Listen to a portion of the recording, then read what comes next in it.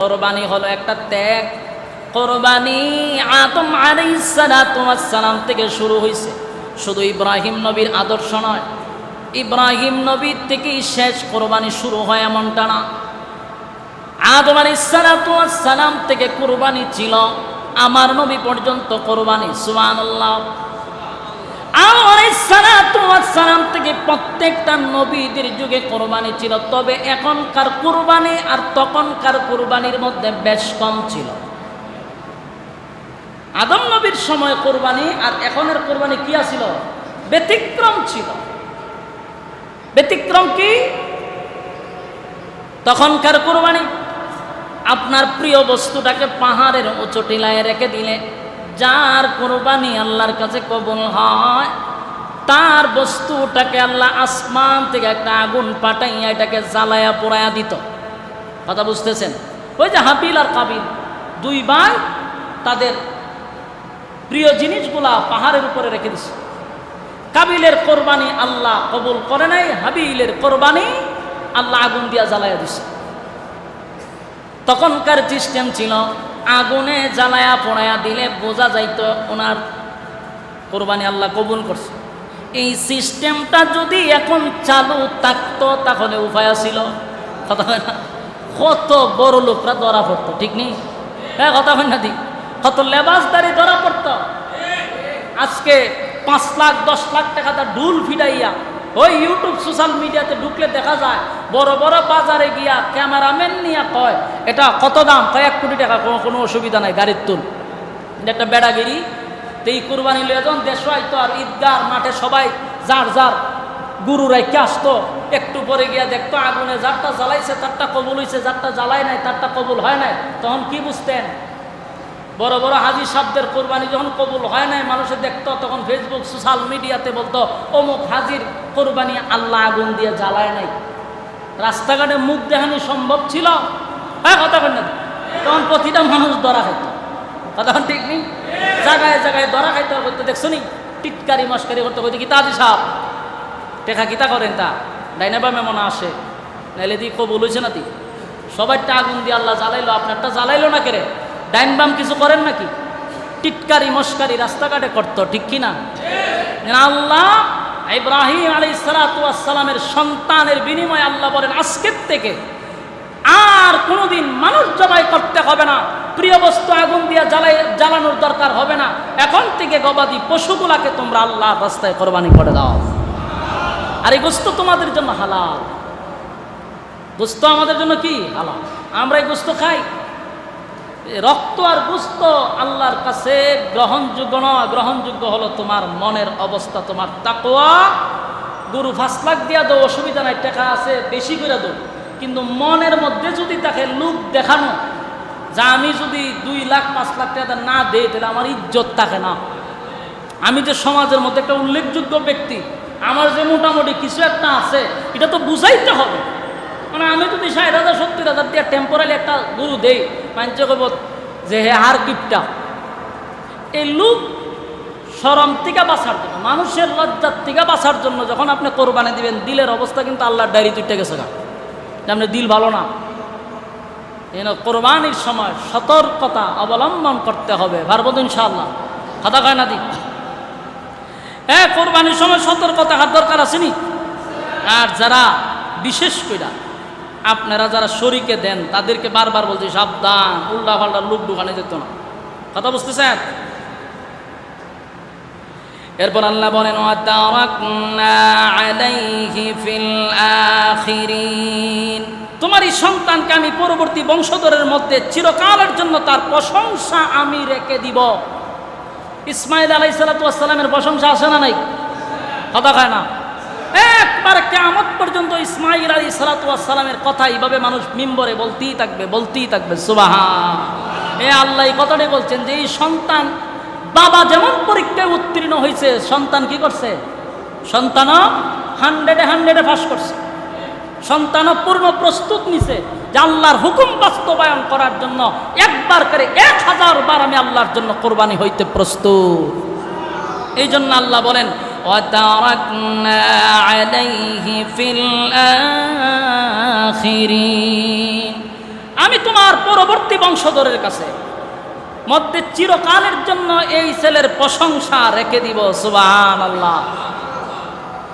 এবার আল্লাহ বলেন সালামুন আলা ইব্রাহিম। রব্বে কারীম বলেন ইব্রাহিম আলাইহিস সালাতু ওয়াস সালামকে উদ্দেশ্য করে আল্লাহ বলেন, ইব্রাহিম তোমার উপরে শান্তি বর্ষিত হোক। সুবহানাল্লাহ। ইব্রাহিম আলাইহিস সালাতু ওয়াস সালাম একটা দুইটা নয়, অসংখ্য পরীক্ষার মধ্যে উনি উত্তীর্ণ হয়েছেন। তাই তো উনি আমাদের জন্য আদর্শ, আমাদের জন্য আদর্শ। আল্লাহ ওনার প্রতিটা পরীক্ষা এমনভাবে খুশি হইলেন যে আমরা নামাজে দাঁড়াইলেও ইব্রাহিম আলাইহিস সালাতু ওয়াস সালামের নাম নিতে হয়। কথা হয় না? দুরূদ শরীফ যখন পড়ি, আল্লাহুম্মা সাল্লি আলা মুহাম্মাদিন ওয়া আলা আলি মুহাম্মাদ কামা সাল্লাইতা আলা ইব্রাহিম ওয়া আলা আলি ইব্রাহিম, পড়ি কিনা? এটা ইব্রাহিম আলাইহিস সালাতু ওয়াস সালামের নাম। আল্লাহ আখিরি জামানার পয়গম্বর নবী মুহাম্মদুর রাসূলুল্লাহ সাল্লাল্লাহু আলাইহি ওয়াসাল্লামের উম্মতের ইবাদতে ঢুকায়া দিছে। সুবহানাল্লাহ। হজ করতে আমরা যাই, পাথর মারি, এটা ইব্রাহিম নবীর আদর্শ। সাফা মারওয়াতে দৌড়াদৌড়ি করি, এটা ইব্রাহিম নবীর আদর্শ। কথা হয় না? আল্লাহ রাব্বুল আলামিন আখির জামানার পয়গম্বরের উম্মতের মধ্যে সবগুলো আদর্শ উম্মতের মধ্যে ইব্রাহিম নবীর রেখে দিয়েছে। কারণ ইব্রাহিম নবীর প্রতি আমার মালিক বড় খুশি, তাই ইব্রাহিম নবীর উপাধি হলো খলিলুল্লাহ। বলুন কি? খলিলুল্লাহ, আল্লাহর বন্ধু, আল্লাহর বন্ধু। সম্মানিত সুধী, আপনারা আজকের এই অনুষ্ঠানে উপস্থিত হয়েছেন, এটা মসজিদে নূর এর শুভ উদ্বোধনীয় জুমা। আজকের প্রথম জুমা এখানে। এলাকাবাসী যারা আসছেন, প্রথম জুমা, প্রতি জুমা এখানে আপনারা উপস্থিত থেকে নামাজ আদায় করবেন ইনশাআল্লাহ। এই মাদ্রাসা এবং মসজিদ করতে গিয়া অনেক বাধা বিঘ্নতা ঘটছে, অনেক ঘাত প্রতিঘাত অপেক্ষা করে। আজকের এই মাদ্রাসা এবং মসজিদ এখানে আপনাদের সামনে দৃশ্যমান, এটা একমাত্র লিওয়াজহিল্লাহ, আল্লাহর জন্য। কতক্ষণ ঠিক? আল্লাহর জন্য যদি কোনো কিছু হয়, শত বাধাকে অপেক্ষা করে তার গন্তব্য সে পৌঁছে যায়। সুবহান। তবে আপনার ভিতরে হিম্মত থাকতে হবে। আপনি যদি থেমে যান তো সব শেষ। যত বাধাই আসুক না কেন, থামা যাবে না, আপনার গতিতে আপনি হাঁটতে হবে। কে কি বললো, আপনি যদি পিছনে তাকান তো আপনার গন্তব্যে পৌঁছা আপনার জন্য কঠিন। সমালোচকরা কিছু থাকবে সমালোচনা করার জন্য।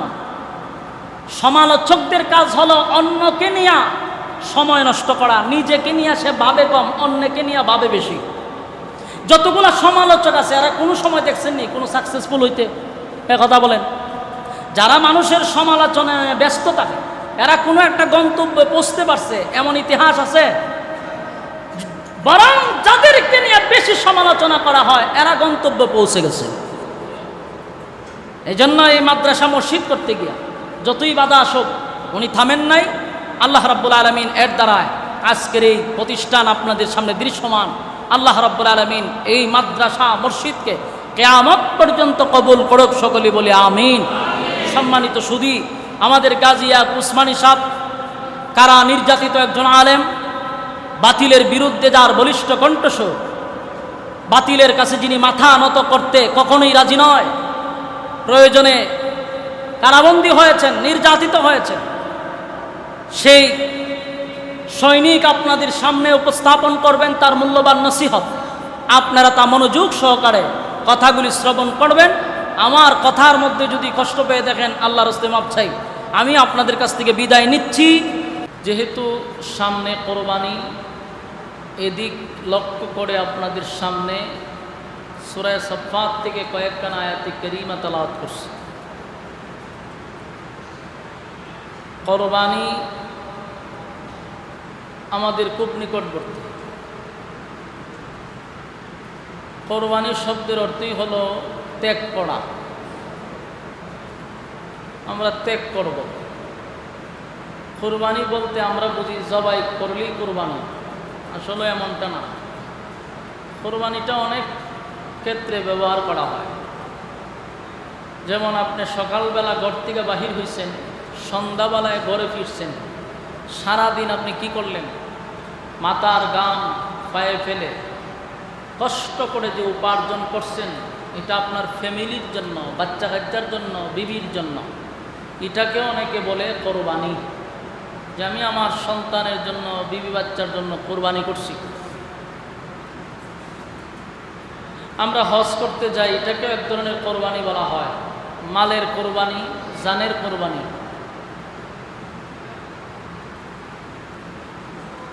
কোরবানিটা ইব্রাহিম আলাইহিস সালাতু ওয়াস সালামের আদর্শ, মানে সুন্নতের একটা অর্থ হলো আদর্শ। বলুন সুন্নতের অর্থ কি? মানে আমাদের নবীরও সুন্নত। ইব্রাহিম আলাইহিস সালাতু ওয়াস সালামের এই আদর্শ কিয়ামত পর্যন্ত চলমান থাকবে। ইব্রাহিম আলাইহিস সালাতু ওয়াস সালাম হলেন আল্লাহর এক প্রিয়, যাকে বলা হয় খলিলুল্লাহ, আল্লাহর বন্ধু। উনি যতটা পরীক্ষা দিয়েছেন, প্রত্যেকটায় পরীক্ষায় উনি 99 নয়, 100-এ পাস করছেন। মাঝে মধ্যে একটু সুবহানাল্লাহ বললেন,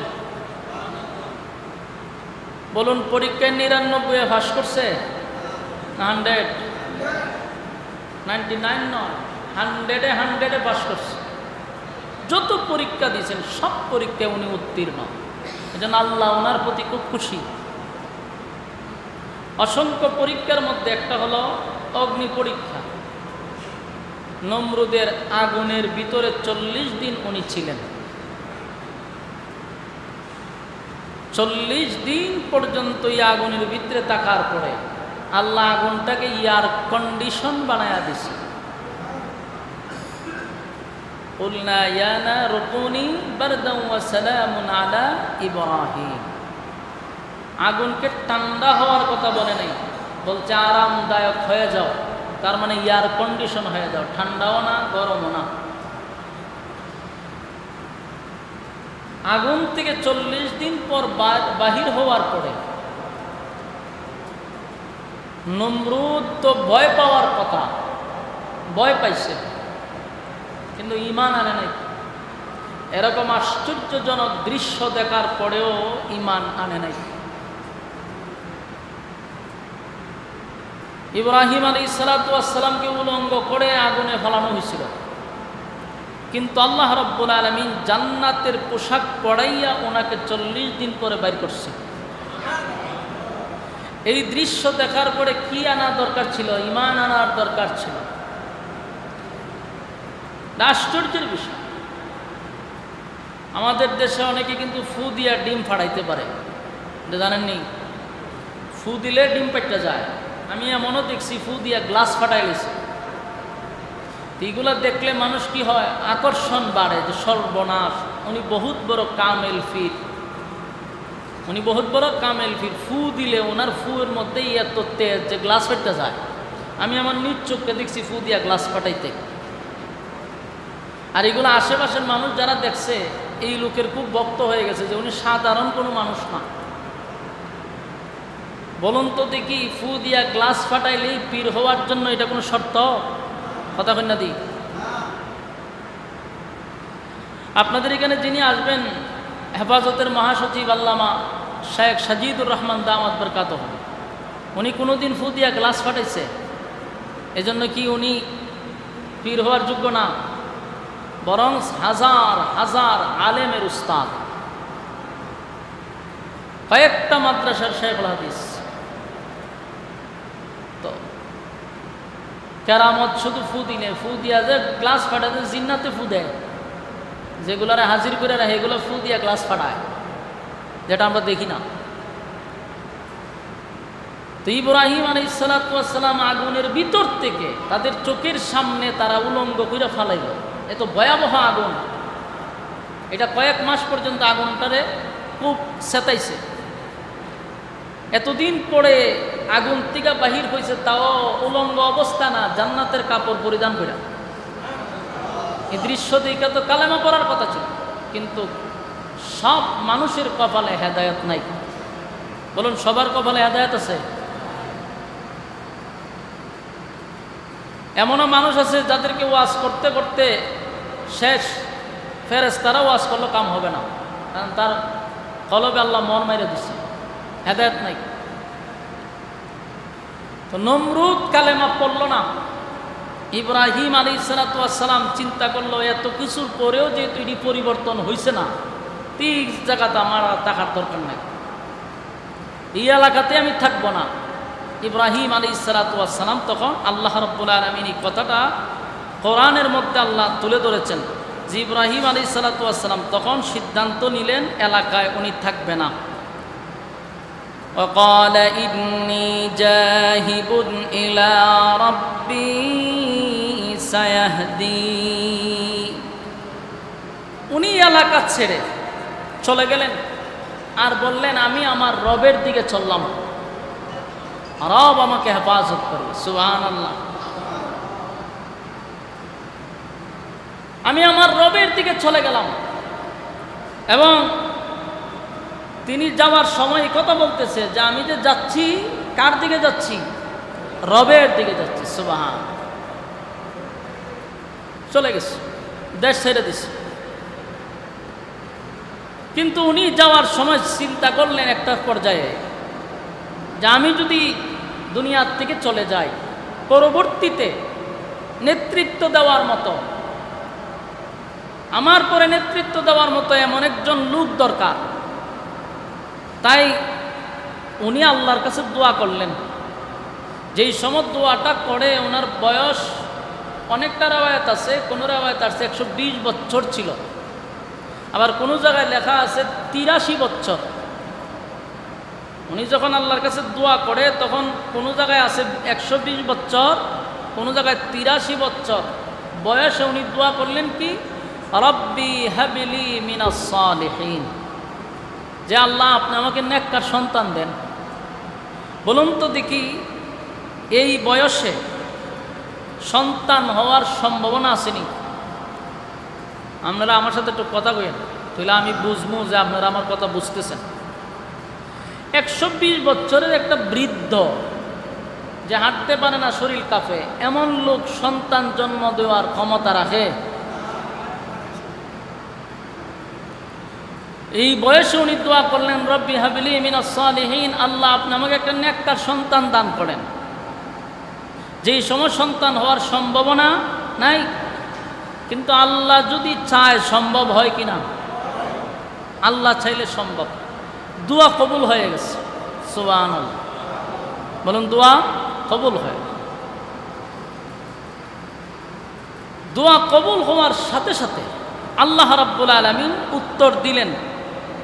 ইব্রাহিম নবী যখন দোয়া করছে, আল্লাহ উত্তর দিয়েছেন, فَبَشَّرْنَاهُ بِغُلَامٍ حَلِيمٍ। আল্লাহ সুসংবাদ দিয়েছেন যে আমি তোমাকে একটা ধৈর্যশীল নেককার পুত্রের সুসংবাদ দান করলাম। কত বছর বয়সে? 120 বছর বয়সে দোয়া কবুল করে আল্লাহ সুসংবাদও জানাইয়া দিছে যে আমি আপনাকে একটা ধৈর্যশীল এবং নেককার সন্তানের সুসংবাদ দান করলাম। সুবহানাল্লাহ।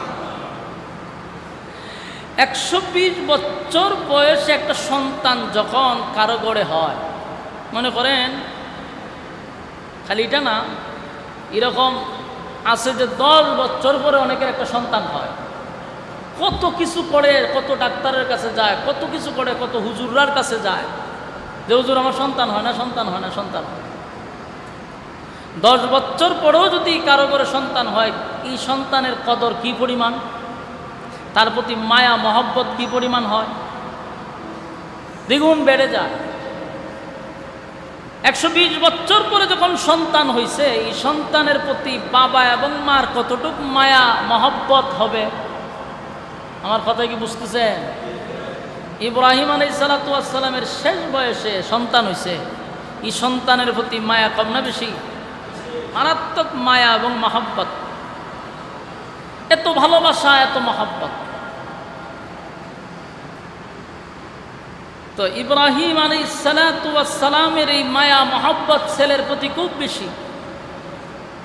অনেক লম্বা ঘটনা, যেহেতু সময় কম, আবার আমার পরে অনেক আলোচকরা বসা, এই আলোচনা করতে মিনিমাম 2-2.5 ঘন্টা সময়ের দরকার।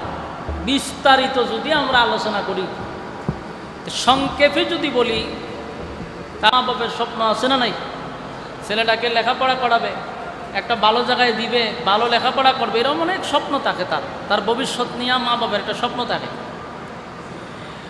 ইব্রাহিম আলাইহিসসালাম এবং বিবি হাজেরা দুজনেই স্বপ্ন দেখতেছেন। এর মধ্যে আল্লাহ স্বপ্ন আর একটা দেখাইয়া দিচ্ছে। এরা তার সন্তানের ভবিষ্যৎ নিয়ে স্বপ্ন দেখে, আর আল্লাহ স্বপ্ন দেখাইছে, এ ইব্রাহিম, তোমার সবচেয়ে পছন্দনীয় বস্তুটাকে তুমি কোরবানি করো। ইব্রাহিম আলাইহিসসালাম ঘুম থেকে জাগ্রত হইয়া উনি 100 উট আল্লাহর রাস্তায় জবাই করে দিয়েছেন।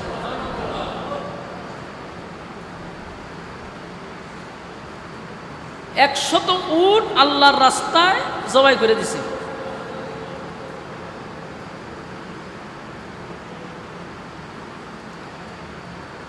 পরের দিন আবার ইব্রাহিম আলাইহিসসালাম ঘুমালেন।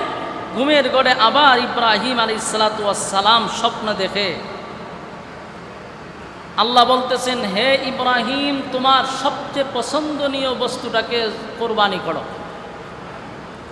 ইব্রাহিম আলাইহিসসালাম ঘুম থেকে জাগ্রত হয়ে আবার উনি 100 উট বা বকরি জবাই করে দিলেন আল্লাহর রাস্তায়।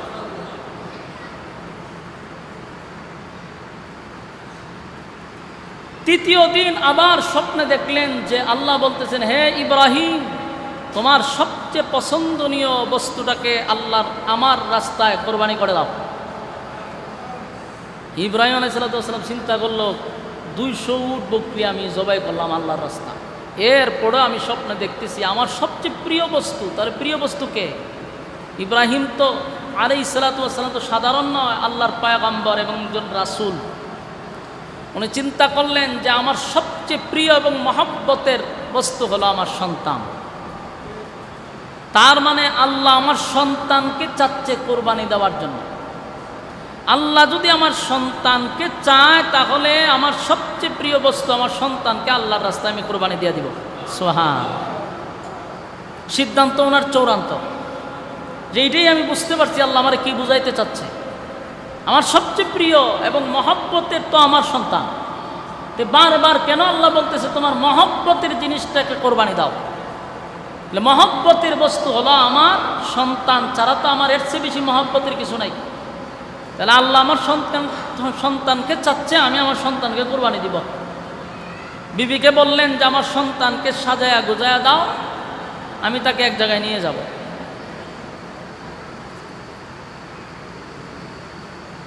ইব্রাহিম আলাইহিসসালামের বিবি উনার সন্তানকে সাজায়া দিলেন বাবার সঙ্গে। বাবা তার সন্তানকে নিয়ে মিনার উদ্দেশ্যে রওনা দিছে। শয়তানের মেজাজ গেছে গরম হইয়া। শয়তান কি ভালো কাজ দেখতে পারে? কথা কইনা দি, শয়তানের ভালো কাজ সহ্য হয়, ভালো কাজ শয়তানের সহ্য হয় না। আপনি কোনো নেকির কাজ করেন, ভালো কাজ করেন, এটা শয়তান বরদাস্ত করতে পারে না। তো শয়তানের এটা সহ্য হইল না। শয়তান দৌড়ায় গেল হাজেরার কাছে, গিয়া বলতেছে যে তুমি তো তোমার সন্তানকে সাজায়া গুজাই দিছো, তোমার স্বামী খইলই অনেক মহব্বত করে, ভালোবাসে। বাবা সন্তানের মধ্যে এরকম হওয়াটা অসম্ভব। তার নিজের সন্তানকে আল্লাহর রাস্তায় কোরবানি করার জন্য, তাহলে অসুবিধা কি? তোর এত সমস্যা কেন? তুই কেন নাক গলাইলি কেন? হাজারা বুঝতে পারছে এটা শয়তান। পাথর দিয়া ঢিল দিলেন, দৌড়াই দিছে। কোনোভাবে শয়তান এখানে চান্স পাইল না। শেষে গেছে ও ইসমাইল আলাইহিস সালামের কাছে। বাবার হাতে দড়া, সন্তানকে নিয়ে যাচ্ছে মিনার দিকে। শয়তান গিয়া ওসওয়াসা দিতেছে, কয়ো তুমি যে হাতে ধরে ধরে এইভাবে যাইতেছো, তোমার বাবাই তোমারে কই লইয়া যায় জানো নি? বলে না। বলে তোমার বাবা তোমারে জবাই করার জন্য নিতেছে। বলে এটা তো অসম্ভব। বহু বোঝানোর পরও ইসমাইল আলাইহিস সালাতু ওয়াস সালাম এটা বিশ্বাস করতে রাজি না। শয়তান একই কথা বলল যে নিজের ইচ্ছা না, আল্লাহ অর্ডার দিছে তোমারে জবাই করতে। ইসমাইল আলাইহিস সালাতু ওয়াস সালাম বলল তাই নাকি? বলে হ্যাঁ। আমার আব্বা যদি আল্লাহর অর্ডারে আমারে জবাই করতে নেয়, একবার কেন 1000 বারও যদি আমারে জবাই করে, আমি প্রস্তুত। সুবহান। কেমন সন্তান! তাহলে তুই কেন আমার মাঝখানে এই ধরনের ধোঁকা দিচ্ছিস? নিশ্চয়ই তুই শয়তান, ওই ফাতর দিয়ে ঢিল মারছে। শয়তান ব্যর্থ, কোনোভাবে আর পারল না। ইব্রাহিম আলাইহিস সালাতু ওয়াস সালাম তার সন্তানকে যে নিয়ে যখন মিনার প্রান্তরে চলে গেল, এখন আপনারা যারা হাজী সাহেবরা আছেন দেখছেন কিনা জানি না, মিনাতে গেলে দেখবেন, আমি নিজ চোখে দেখে আসছি, একটা চিহ্ন আছে দেখবেন, দূর থেকে দেখা যায়, এত বড় একটা পিলারের মতো দিয়া রাখছে, যেখানে ইব্রাহিম আলাইহিস সালামকে শোয়াইছিল, ওই জায়গাটার চিহ্ন আছে। ওখানে নিয়ে যাওয়ার পরে ইব্রাহিম আলাইহিস সালাম চিন্তা করলো, আমি তো আমার সন্তানরে আল্লাহর রাস্তায় জবাই করার জন্য, কোরবানি করার জন্য নিয়ে আসছি, আমার সন্তানরেও তো জিজ্ঞাসা করা দরকার যে আমার সন্তান এই ব্যাপারে কতটুকু একমত। জিজ্ঞাসা করার জন্য সন্তানকে দরকার। বলুন তো, সন্তানকে জিজ্ঞাসা করলে সন্তান যদি কয় আমি কুরবানি হইতে রাজি না, ইব্রাহিম আলাইহিস সালাতু ওয়াস সালাম কি কুরবানি দিবে না? কথা কয়। সন্তান না মানলেও ইব্রাহিম আলাইহিস সালাতু ওয়াস সালাম আল্লাহর রাস্তায় কুরবানি করবে, এটা ওনার সিদ্ধান্ত। সন্তানকে জিগাইল কেন? কারণ ইব্রাহিম আলাইহিস সালাতু ওয়াস সালাম উনি নিজে নিজে চিন্তা করল যে এই সন্তানটারে তো আমি এমনি আনি নাই, আল্লাহর কাছ থেকে ছায়া আনছি। আমি তো আল্লাহর কাছে দোয়া করছিলাম, রব্বি হাবলি মিনাস সালিহিন, যে আল্লাহ আপনি আমাকে একটা নেককার সন্তান দান করেন। আর আল্লাহ আমারে বলছেন ফাবাশশারনাহু বিগুলামিন হালিম। আল্লাহ রাব্বুল আলামিন আবার আমারে জানায়া দিল যে আমি তোমাকে সুসংবাদ দিচ্ছি, একটা নেককার এবং ধৈর্যশীল পুত্রের সুসংবাদ। আমি বললাম কি, আল্লাহ বলল কি, এটা আমি একটা পরীক্ষা করা দরকার না, আমার সন্তানটা কতটুকু ধৈর্যশীল। এই জন্য সন্তানকে জিজ্ঞাসা করছে যে আমি আল্লাহর কাছে যা ছায়া আনছিলাম তা বাস্তবে পাইছিনি, তো পরীক্ষা করে দেখে লই। তাই সন্তানকে বাবা প্রশ্ন করল, فلما بلغ معه السعي قال يا بني إني أرى في المنام أني أذبحك فانظر ماذا ترى। বাবা তার সন্তানকে জিজ্ঞাসা করলো, হে আমার প্রিয় পুত্র, আল্লাহ আমাকে অর্ডার দিছেন, আল্লাহ আমাকে আদেশ করছেন তোমাকে আল্লাহর রাস্তায় কুরবানি করার জন্য, তোমার মতামত কি? ছেলে যে উত্তর দিছে, আল্লাহ বলেন, قال يا أبت فعل ما تؤمر ستجدني إن شاء الله من الصابرين। ছেলে উত্তর দিছে, হে আমার প্রিয় পিতা, আল্লাহ যদি আপনাকে অর্ডার করে থাকে আমাকে আল্লাহর রাস্তায় কোরবানি করার জন্য, তাহলে আপনি আমাকে ধৈর্যশীলদের সাথেই পাবেন ইনশাআল্লাহ। ধৈর্যশীলদের সাথেই আমাকে পাবেন। বাবা খুশি হয়ে গেল যে আমি আল্লাহর কাছে যা চাইছিলাম আল্লাহ আমাকে এমন সন্তানই দান করছে। সুবহান। এমন সন্তান প্রতিটা ঘরে ঘরে থাকার দরকার আছে না নাই? আল্লাহর সিদ্ধান্তের উপরে সন্তানও চুল পরিমাণ লড়ে নাই, বাবাও লড়ে নাই। সুবহান। فلما بلغ معه السعي قال يا بني إني أرى في المنام أني أذبحك فانظر ماذا ترى قال يا أبت افعل ما تؤمر ستجدني إن شاء الله من الصابرين ছেলে যখন একেবারে 12-13 বছরে পৌঁছে গেছে তখন ইব্রাহিম আলাইহিসসালাতু ওয়াসসালাম সন্তানকে এই বক্তব্যটা দিলেন এবং সন্তানও বক্তব্য শুনে বললেন, আমাকে আপনি ধৈর্যশীলদের সাথেই পাবেন, আমি তার ব্যতিক্রম হব না। সুবহানাল্লাহ। আপনার হুকুম, আল্লাহর হুকুম যা করেছে তা আপনি তা পালন করুন, আমাকে ধৈর্যশীলদের সাথেই পাবেন। সুবহানাল্লাহ।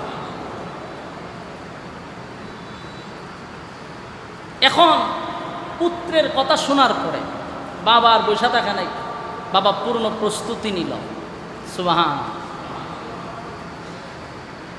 আল্লাহ রাব্বুল আলামিনের কাছে ইব্রাহিম আলাইহিস সালাতু ওয়াস সালাম দোয়া করছেন, রব্বি হাবলি মিনাস সালিহিন, মালিক আপনি আমাকে একটা নেককার সন্তান দান করেন।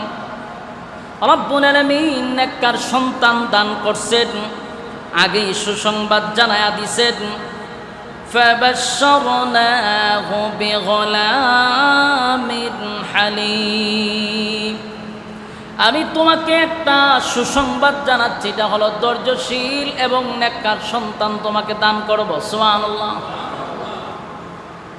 ইব্রাহিম আলাইহিস সালাতু ওয়াস সালাম সন্তানকে যখন বলল, আল্লাহ আমাকে হুকুম করেছে তোমাকে কোরবানি করার জন্য, সন্তান উত্তর দিল, রব্বি কারীম যদি আপনাকে হুকুম করে থাকে তাহলে আপনি তা পালন করুন।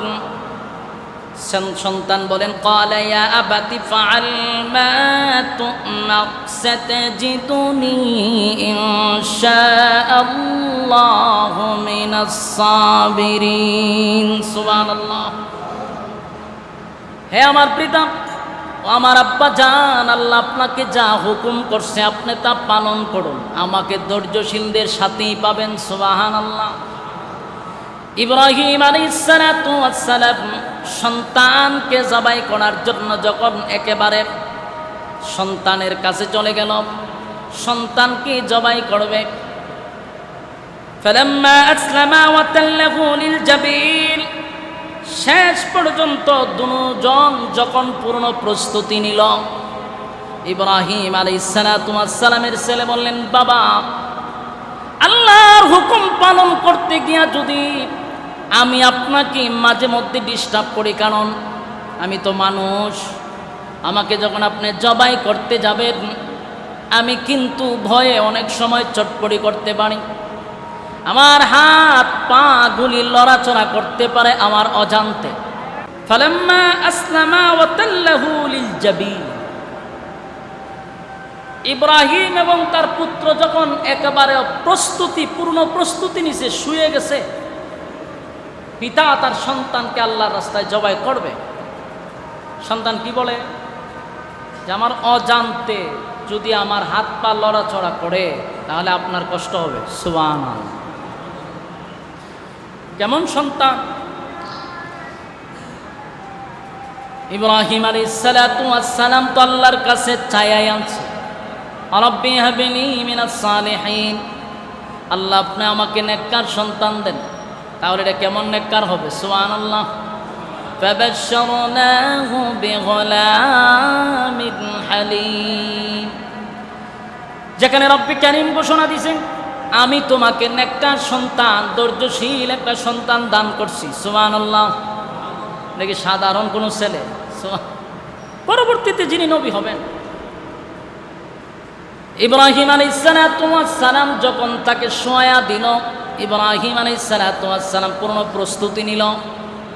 ইসমাঈল আলাইহিস সালাতু ওয়াস সালাম বাবার কাছে বলতে লাগলো, বাবা আল্লাহর হুকুম পালন করতে গিয়া যদি আপনার কোনো ব্যাঘাত ঘটে, আমার লড়াচড়ার মাধ্যমে, আমি মানুষ, আমার হাত পা যদি অজান্তে লড়ে যায়, তাই আপনি আমার পাগুলি হাতগুলি ভালো করে বেঁধে দেন, যেন আপনার আল্লাহর হুকুম পালন করতে গিয়ে কোনো কষ্ট না হয়। জোরে কোন সুবহান। কেমন সন্তান! ইব্রাহিম আলাইহিস সালাতু ওয়াস সালাম সন্তানের কথাগুলি শুনে খুশি হয়ে গেল। সন্তানের হাতগুলি পাগুলি বেঁধে দিল, পূর্ণ প্রস্তুতি নিল সন্তানকে জবাই করবে। ইব্রাহিম আলাইহিস সালাতু ওয়াস সালাম যখন প্রস্তুতি নিল, ফালাম্মা আসলামা ওয়া তাল্লাহু লিল জাবির, শুয়ে গেছে।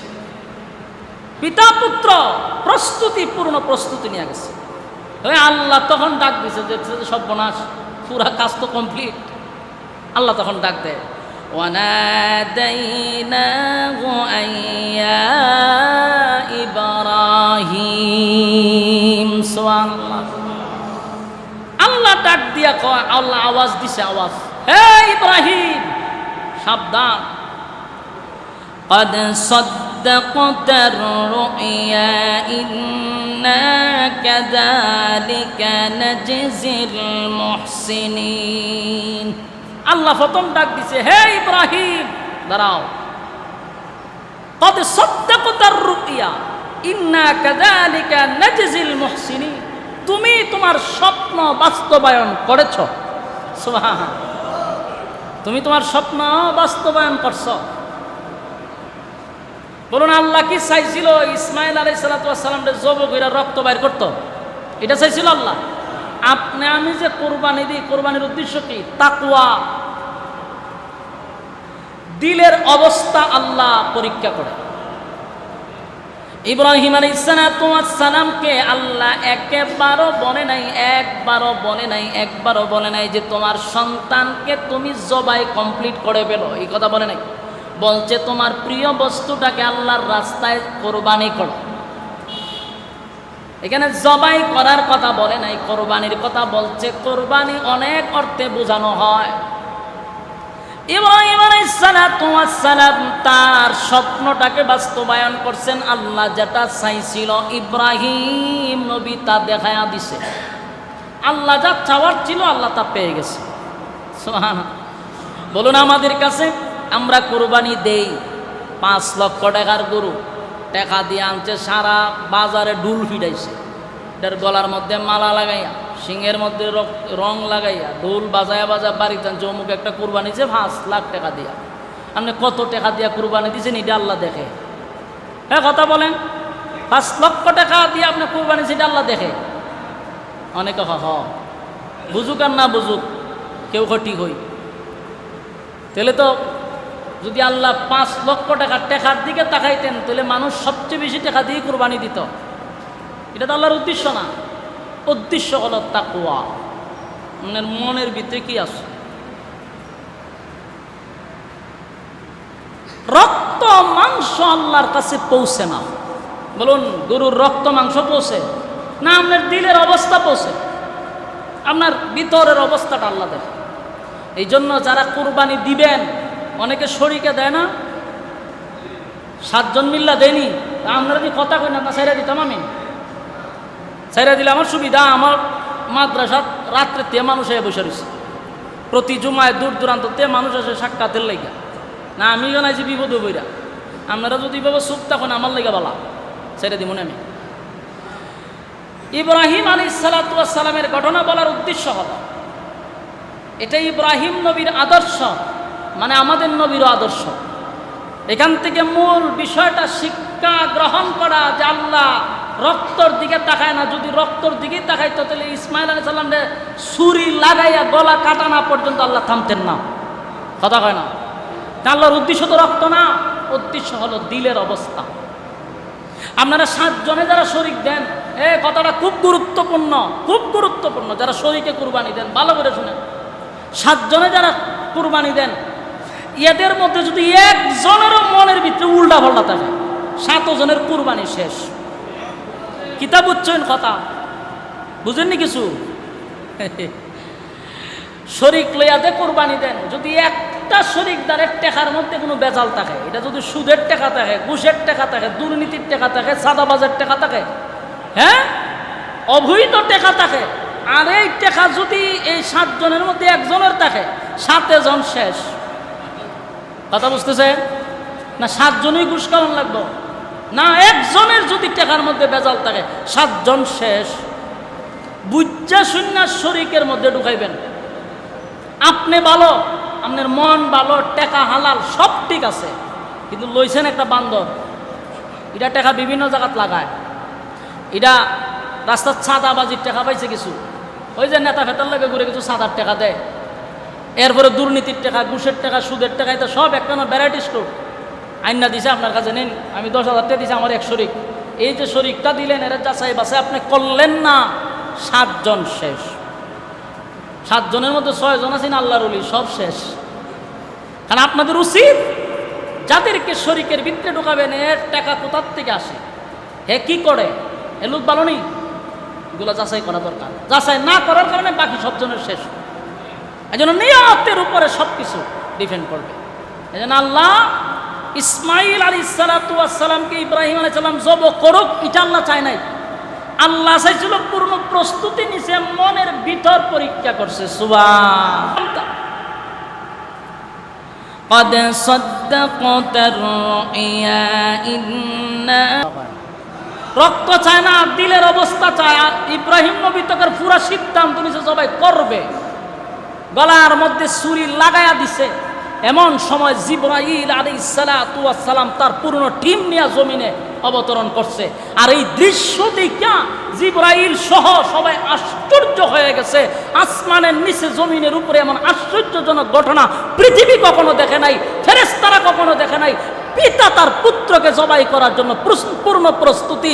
এই দৃশ্য দেখা, এমন আনকমন দৃশ্য দেখা জিবরাইল আলাইহিস সালাম বলতে লাগলো, আল্লাহু আকবার, আল্লাহু আকবার। এই আল্লাহু আকবার, আল্লাহু আকবার যখন জিবরাইলের পূর্ণ টিম নিয়ে বলা শুরু করলো, ইসমাইল আলাইহিস সালাম ছিল ছুরির নিচে, তরবারির নিচে। সেখান থেকে উনি আবার বলতে লাগলো, লা ইলাহা ইল্লাল্লাহু আল্লাহু আকবার। কথা বুঝতেছে?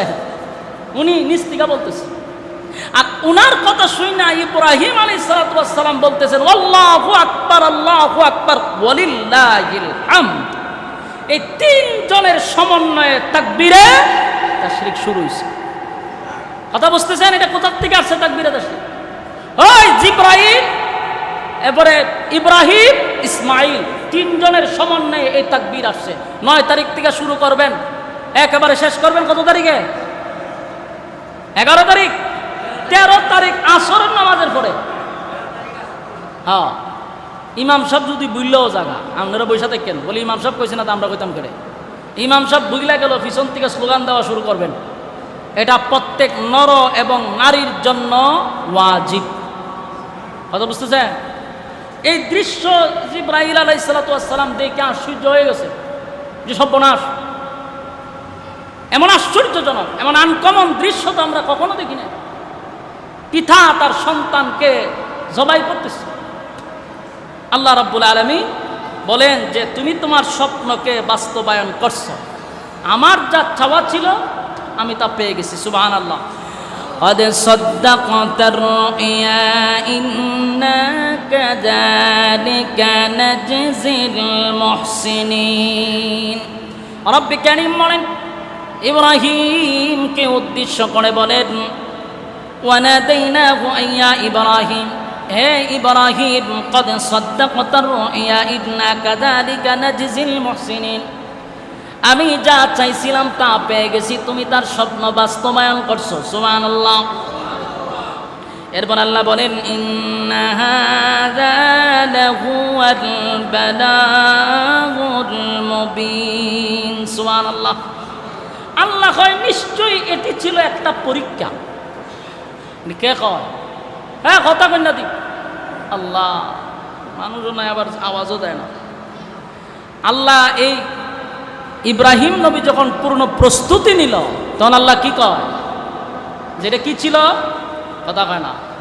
ইন্না হাযা লাহুয়াল বালাউল মুবিন। মুমিনদেরকে আল্লাহ পরীক্ষা করে। পরীক্ষা কারে করে? মুমিন। আল্লাহ রাব্বুল আলামিন বলেন, ইব্রাহিম তুমি তোমার স্বপ্ন বাস্তবায়ন করছো, আর আমি আল্লাহ তোমাকে পরীক্ষা দিছিলাম, এটা একটা প্রকাশ্য পরীক্ষা ছিল, তা তুমি উত্তীর্ণ হয়েছো। সুবহানাল্লাহ। আল্লাহ বলেন, ওয়াফাদাইনাহু বিযিবহিন আযীম। এটা বড় একটা কুরবানির মাধ্যমে এই শিশুটাকে আমি আল্লাহ রাব্বুল আলামিন বলেন, এই কুরবানির মাধ্যমে এই পরীক্ষায় উত্তীর্ণ হওয়ার কারণে আমি আল্লাহ এই শিশুটাকে বিস্ময় ছড়িয়ে দিব। সুবহানাল্লাহ। আপনারা জানেন ইব্রাহিম আলাইহিস সালাতু ওয়াস সালামের এই সন্তান ইসমাঈল সালাম ছিলেন একজন পয়গম্বর। তার বংশধরের থেকে হাজার হাজার নবী রাসূলগণ এই জমিনে আসছে। সুবহানাল্লাহ। ইব্রাহিম আলাইহিস সালাতু ওয়াস সালামের ছেলে ছিল দুইজন, আর একজন ছিল ইসহাক আলাইহিস সালাতু ওয়াস সালাম। কিন্তু ওনার বংশধর থেকে এত নবী রাসূল বাইর হওয়ার পরেও ইসমাঈল আলাইহিস সালাতু ওয়াস সালামের বংশধর থেকে আমার নবী মুহাম্মদুর রাসূলুল্লাহ সাল্লাল্লাহু আলাইহি সাল্লামের আগমন হয়েছে। সুবহানাল্লাহ। এজন্য আল্লাহ বলেন, এই পরীক্ষায় তুমি উত্তীর্ণ হওয়ার কারণে তোমার সন্তানকে আমি বিস্ময় ছড়িয়ে দিব। সুবহানাল্লাহ। যুবক ভাইরা আমার, মুরব্বিরা তাদের উদ্দেশ্যে বলি, কোরবানি হলো একটা ত্যাগ। কোরবানি আদম আলাইহিস সালাতু ওয়াস সালাম থেকে শুরু হয়েছে। শুধু ইব্রাহিম নবীর আদর্শ নয়, ইব্রাহিম নবীর থেকেই শেষ কোরবানি শুরু হয় এমনটা না। আদম আলাইহিস সালাতু ওয়াস সালাম থেকে কোরবানি ছিল, আমার নবী পর্যন্ত কোরবানি। সুবহানাল্লাহ। আদম আলাইহিস সালাতু ওয়াস সালাম থেকে প্রত্যেকটা নবীদের যুগে কোরবানি ছিল, তবে এখনকার কোরবানি আর তখনকার কোরবানির মধ্যে বেশ কম ছিল। আদম নবীর সময় কোরবানি আর এখনের কোরবানি কি ছিল? ব্যতিক্রম ছিল। ব্যতিক্রম কি? তখনকার কোরবানি আপনার প্রিয় বস্তুটাকে পাহাড়ের উঁচু টিলায় রেখে দিলে যার কোরবানি আল্লাহর কাছে কবুল হয়, তার বস্তুটাকে আল্লাহ আসমান থেকে একটা আগুন পাঠাইয়া এটাকে জ্বালায়া পোড়ায়া দিত। কথা বুঝতেছেন? ওই যে হাবিল আর কাবিল দুই ভাই, তাদের প্রিয় জিনিসগুলা পাহাড়ের উপরে রেখে দিছে। কাবিলের কোরবানি আল্লাহ কবুল করে নাই, হাবিলের কোরবানি আল্লাহ আগুন দিয়া জ্বালায়া দিছে। তখনকার সিস্টেম ছিল আগুনে জ্বালায়া পোড়ায়া দিলে বোঝা যাইতো ওনার কোরবানি আল্লাহ কবুল করছে। এই সিস্টেমটা যদি এখন চালু থাকতো তাহলে উপায় ছিল। কথা হয় না? কত বড় লোকরা ধরা পড়তো, ঠিক নেই? হ্যাঁ, কথা হয় না? দি কত লেবাসদারি ধরা পড়তো। আজকে 5 লাখ 10 লাখ টাকা তার ঢুল ফিরাইয়া ওই ইউটিউব সোশ্যাল মিডিয়াতে ঢুকলে দেখা যায় বড় বড় বাজারে গিয়া ক্যামেরাম্যান নিয়ে কয় এটা কত দাম, কয় 1 কোটি টাকা, কোনো অসুবিধা নাই, গাড়ির তুল। এটা একটা বেড়াগিরি। তো এই কুরবানি লয়ে যখন দেশ হয়তো আর ঈদগাহ মাঠে সবাই যার যার গুরু রাইকে আসতো, একটু পরে গিয়া দেখতো আগুনে যারটা জ্বালাইছে তারটা কবুল হয়েছে, যারটা জ্বালায় নাই তারটা কবুল হয় নাই। তখন কি বুঝতেন? বড় বড় হাজি সাহেবদের কোরবানি যখন কবুল হয় নাই মানুষে দেখতো, তখন ফেসবুক সোশ্যাল মিডিয়াতে বলতো অমুক হাজির কোরবানি আল্লাহ আগুন দিয়ে জ্বালায় নাই। রাস্তাঘাটে মুখ দেখানো সম্ভব ছিল? হ্যাঁ, কথা বল না? তখন প্রতিটা মানুষ ধরা খাইতো। কথা ঠিক নেই? জায়গায় জায়গায় ধরা খাইতে করতে দেখছো নি? টিটকারি মস্কারি করতে কইতে কি হাজি সাহেব টেকা কিতা করেন তা ডাইনা বা মেমনা আসে নাইলে দি কবুল হয়েছে না? দি সবাইটা আগুন দিয়ে আল্লাহ জ্বালাইলো, আপনারটা জ্বালাইলো না কেরে? ডাইন বাম কিছু করেন নাকি? টিটকারি মস্কারি রাস্তাঘাটে করতো, ঠিক কিনা? আল্লাহ ইব্রাহিম আলাইহিস সালাতু ওয়াস সালামের সন্তানের বিনিময়ে আল্লাহ বলেন আজকের থেকে আর কোনোদিন মানুষ জবাই করতে হবে না, প্রিয় বস্তু আগুন দিয়ে জ্বালানোর দরকার হবে না। এখন থেকে গবাদি পশুগুলাকে তোমরা আল্লাহর রাস্তায় কোরবানি করে দাও, আর এই গোস্ত তোমাদের জন্য হালাল। গোস্ত আমাদের জন্য কি হালাল, আমরা এই গোস্ত খাই। রক্ত আর গোশত আল্লাহর কাছে গ্রহণযোগ্য নয়। গ্রহণযোগ্য হলো তোমার মনের অবস্থা, তোমার তাকওয়া। গরু 5 লাখ দিয়া দাও, অসুবিধা নাই, টাকা আছে বেশি করে দাও, কিন্তু মনের মধ্যে যদি তাকে লোক দেখানো যা আমি যদি 2 লাখ 5 লাখ টাকা না দেই তাহলে আমার ইজ্জত থাকে না, আমি যে সমাজের মধ্যে একটা উল্লেখযোগ্য ব্যক্তি, আমার যে মোটামুটি কিছু একটা আছে, এটা তো বুঝাইতে হবে। মানে আমি যদি 60,000 70,000 দিয়ে টেম্পোরারি একটা গরু দেই, মানুষে কইব যে হে হার কিপটা। এই লোক শরম থেকে বাঁচার জন্য, মানুষের লজ্জার থেকে বাঁচার জন্য যখন আপনি কোরবানি দিবেন, দিলের অবস্থা কিন্তু আল্লাহর ডায়েরি তুইটা গেছে না, আপনি দিল ভালো না। এই কোরবানির সময় সতর্কতা অবলম্বন করতে হবে। পারবো তো ইনশাআল্লাহ? কথা কয় না দি? কোরবানির সময় সতর্কতা হাত দরকার আসেনি। আর যারা বিশেষ করে আপনারা যারা শরীকে দেন তাদেরকে বারবার বলছি সাবধান, উল্টা পাল্টা লোক ঢুকানো যেত না। কথা বুঝতেছেন? এরপর আল্লাহ বলেন ওয়াতারাকনা আলাইহি ফিল আখিরিন, তোমার এই সন্তানকে আমি পরবর্তী বংশধরের মধ্যে চিরকালের জন্য তার প্রশংসা আমি রেখে দিব। ইসমাঈল আলাইহিস সালাতু ওয়াস সালামের প্রশংসা আছে না নাই? কথা কয় না?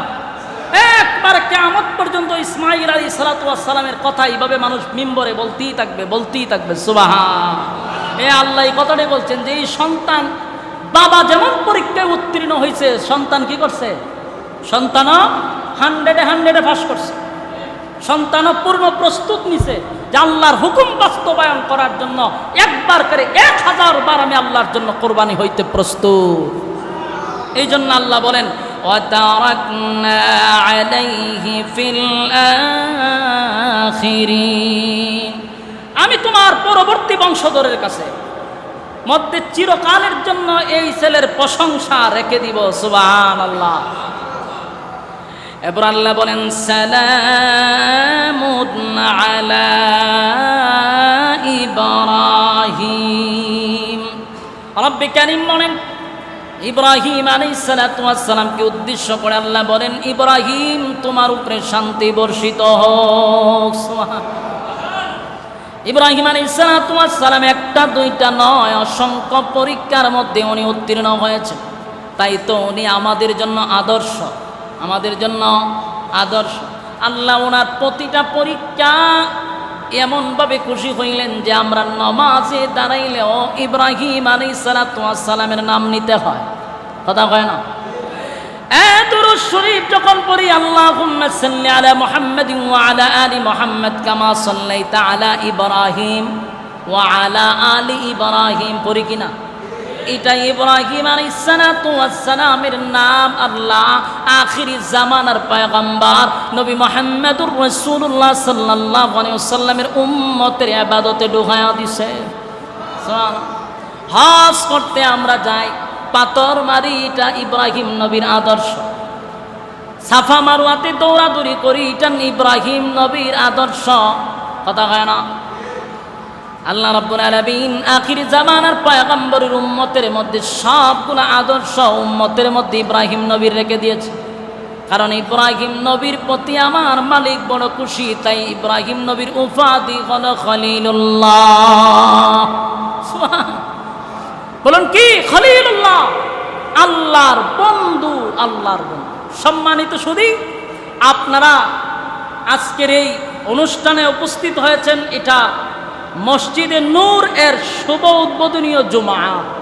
আজকের প্রথম জুমা এখানে। এলাকাবাসী যারা আসছেন প্রথম জুমা, প্রতি জুমা এখানে আপনারা উপস্থিত থেকে নামাজ আদায় করবেন ইনশাআল্লাহ। এই মাদ্রাসা এবং মসজিদ করতে গিয়া অনেক বাধা বিঘ্নতা ঘটছে, অনেক ঘাত প্রতিঘাত অপেক্ষা করে। আজকের এই মাদ্রাসা এবং মসজিদ এখানে আপনাদের সামনে দৃশ্যমান, এটা একমাত্র লিওয়াজহিল্লাহ, আল্লাহর জন্য। কতক্ষণ ঠিক? আল্লাহর জন্য যদি কোনো কিছু হয়, শত বাধাকে অপেক্ষা করে তার গন্তব্য সে পৌঁছে যায়। সুবহান। তবে আপনার ভিতরে হিম্মত থাকতে হবে। আপনি যদি থেমে যান তো সব শেষ। যত বাধাই আসুক না কেন, থামা যাবে না, আপনার গতিতে আপনি হাঁটতে হবে। অনেকেই বললো আপনি যদি পিছনে তাকান তো আপনার গন্তব্যে পৌঁছা আপনার জন্য কঠিন। সমালোচকরা কিছু থাকবে সমালোচনা করার জন্য। সমালোচকদের কাজ হলো অন্যকে নিয়ে সময় নষ্ট করা, নিজেকে নিয়ে সে ভাবে কম, অন্যকে নিয়ে ভাবে বেশি। যতগুলো সমালোচক আছে এরা কোনো সময় দেখছেননি কোনো সাকসেসফুল হইতে? কথা বলেন। যারা মানুষের সমালোচনায় ব্যস্ত থাকে এরা কোনো একটা গন্তব্যে পৌঁছতে পারছে এমন ইতিহাস আছে? বরং যাদেরকে নিয়ে বেশি সমালোচনা করা হয় এরা গন্তব্যে পৌঁছে গেছে। এই জন্য এই মাদ্রাসা মসজিদ করতে গিয়া যতই বাধা আসুক উনি থামেন নাই। আল্লাহ রাব্বুল আলামিন এর দ্বারায় আজকের এই প্রতিষ্ঠান আপনাদের সামনে দৃশ্যমান। আল্লাহ রাব্বুল আলামিন এই মাদ্রাসা মসজিদকে কিয়ামত পর্যন্ত কবুল করুক, সকলে বলি আমিন। সম্মানিত সুধী, আমাদের গাজী উসমানী সাহেব কারা নির্যাতিত একজন আলেম, বাতিলের বিরুদ্ধে যার বলিষ্ঠ কণ্ঠস্বর, বাতিলের কাছে যিনি মাথা নত করতে কখনোই রাজি নয়, প্রয়োজনে কারাবন্দী হয়েছেন, নির্যাতিত হয়েছেন, সেই সৈনিক আপনাদের সামনে উপস্থাপন করবেন তার মূল্যবান নসিহত। আপনারা তা মনোযোগ সহকারে কথাগুলি শ্রবণ করবেন। আমার কথার মধ্যে যদি কষ্ট পেয়ে দেখেন আল্লাহর হস্তে মাপ চাই। আমি আপনাদের কাছ থেকে বিদায় নিচ্ছি।